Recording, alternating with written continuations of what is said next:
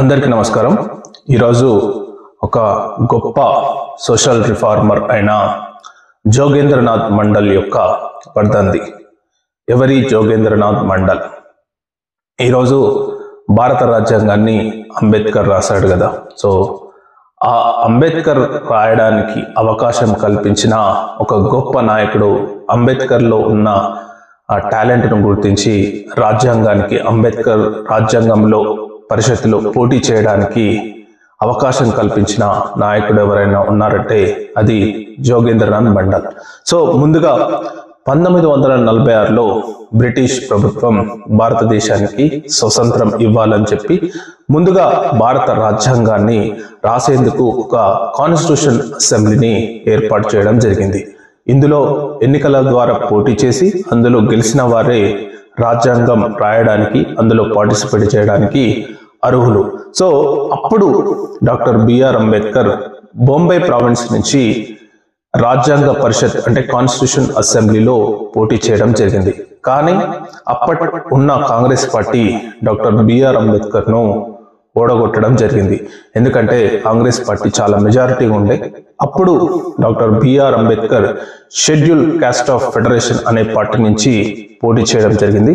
దురదృష్టవశాత్తు బొంబాయి ప్రావిన్స్ నుంచి doctor BR Ambedkar ఓడిపోవడం జరిగింది. సో అసలు కాన్స్టిట్యూషన్ అసెంబ్లీకి ఎన్నిక కావడానికి అవకాశం లేకుండా పోయింది. సో అప్పుడు డాక్టర్ బిఆర్ అంబేద్కర్ చాలా నిరాశ చెందడం జరిగింది. సో అప్పుడు జోగేంద్రనాథ్ మండల్ ఇతను బంగ్లా ప్రావిన్స్ అంటే ఇప్పుడు ప్రజెంట్ గా ఉన్న ఈస్ట్ బంగ్లాదేశ్ ఉంది కదా. సో ఆ బంగ్లా ప్రావిన్స్ నుంచి తను రాజ్యసభకు అంటే ఏదైతే కాన్స్టిట్యూషన్ అసెంబ్లీ అతను నామినేట్ అవకాశం ఉన్నా కానీ ఆ అవకాశాన్ని జోగేంద్రనాథ్ మండల్ వదులుకొని డాక్టర్ బిఆర్ అంబేద్కర్ ను బంగ్లా ప్రావిన్స్ నుంచి రాజ్యాంగ అంటే కాన్స్టిట్యూషన్ అసెంబ్లీకి భారత రాజ్యాంగ పరిషత్ అంటే రాయడానికి, భారత రాజ్యాంగం రాయడానికి అతను నామినేట్ చేయడం జరిగింది. సో ఈ నామినేషన్ వల్లనే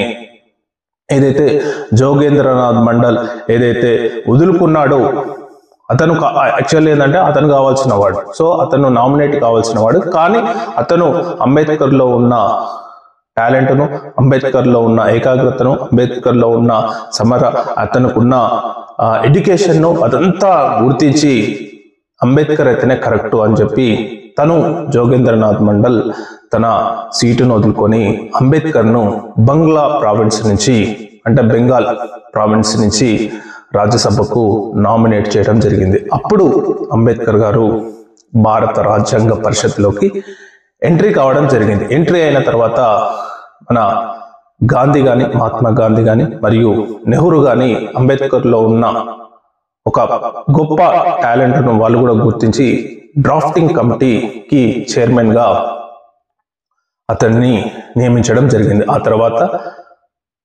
ఇంకా పూర్తిగా భారతదేశ రాజ్యాంగాన్ని ఫైనల్ గా అంటే అందులో దాదాపు 299 మంది సభ్యులు ఉన్న ఇదంతా పరిషత్లో ఫైనల్ గా అంటే తుది రూపు మాత్రం అంబేద్కర్ గారు ఇచ్చారు అనమాట. సో అందరూ కొన్ని రాశారు. సో అందులో ఫైనల్ గా మాత్రం అంబేద్కర్ దగ్గరకు వచ్చేది. అంబేద్కర్ దాన్ని పూర్తిగా పరిశీలించి దాన్ని వివరణ ఇచ్చి దాన్ని కరెక్టా ఎస్ఆ నో అనేది ఫైనల్ గా అంబేద్కర్ ద్వారానే వెళ్ళిందనమాట. So final drafting committee chairman గా అంబేద్కర్ పూర్తిగా తన ఆధ్వర్యంలోనే భారత రాజ్యాంగాన్ని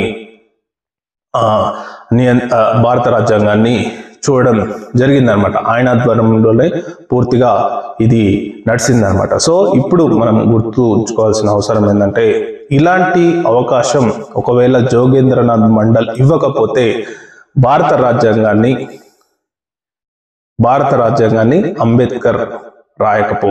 సో ఎందుకంటే అప్పట్లో ఎన్నికలు పోటీ ద్వారానే రాజ్యాంగ పరిషత్ ఎన్నికలకు పోటీ చేస్తేనే అవకాశం. ఒకవేళ అంబేద్కర్కు బొంబాయి ప్రావిన్స్ లో ఓడిపోయాడు. ఒకవేళ అతను నామినేట్ చేయకపోతే అసలు రాసే అవకాశం కూడా ఉండకపో. సో భారతదేశం ఈరోజు మనం అంబేద్కర్ని ఎంత గొప్పవాడు, ఎంత భారత రాజ్యాంగాన్ని రాశాడని చెప్పి ఎంత గొప్పగా చెప్పుకుంటున్నామో దానికంటే ముందు బ్యాక్ బోన్ గా జోగేంద్రనాథ్ మండల్ గురించి అంతగా మనం చెప్పుకోవాల్సిన అవసరం ఉందన్నమాట. సో ఈ రోజు అతని వర్ధంతి సందర్భంగా అతను త్యాగం వల్లనే అతను ఏదైతే ఆ సభకు కాన్స్టిట్యూషన్ అసెంబ్లీ సభకు నామినేట్ కావాల్సిన వ్యక్తిని తను వదులుకొని అంబేద్కర్కి ఇవ్వడం, ఆ అవకాశం అంబేద్కర్ పూర్తిగా సద్వినియోగం చేసుకొని ఈరోజు అణగారిన వర్గాలకు, బడుగు బలహీన వర్గాలకు భారత రాజ్యాంగం ద్వారా ఎన్నో ఫలాలు అందివ్వడం జరిగింది.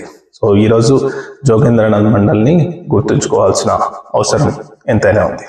Thank you.